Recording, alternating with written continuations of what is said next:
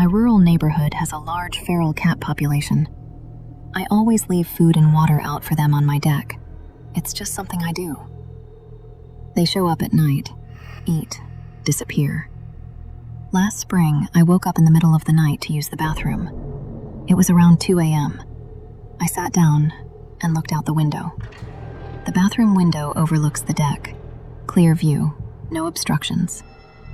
I saw a large figure near one of the bowls. I was half asleep. It was dark. There was only a little ambient light from the garage. At first, I thought it was a raccoon, maybe a giant skunk, maybe even a coyote. Then, with the most skin-crawling sense of horror, I realized it was a human man, crouched on all fours, eating cat food out of the bowl, with his mouth. I whisper-yelled for my husband, and whatever was in my voice, he didn't ask questions. He just got up and came into the bathroom. I pointed, couldn't even form words. He looked out the window, and I watched the exact same realization cross his face. Large cat. No. Raccoon. No. Coyote. What the hell? That's a person.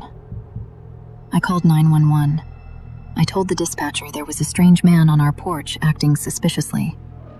"Ma'am," he said, "what do you mean, suspiciously?" I told him there was a grown man eating cat food out of a bowl with his mouth. No hands. He said he'd send a patrol car. Meanwhile, my husband tiptoed downstairs to grab a baseball bat. I stayed at the window, watching, barely believing what I was seeing. At some point, he must have stopped eating. There wasn't that much food to begin with. Unless he was eating kibble by kibble, he would have finished quickly. But he stayed there, in the same hunched position, motionless, the hood of his sweatshirt hiding his face.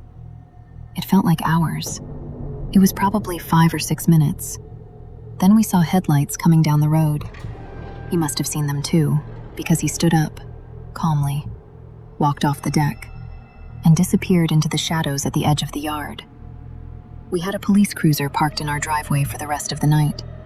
The next morning, we installed motion-activated lights and a camera.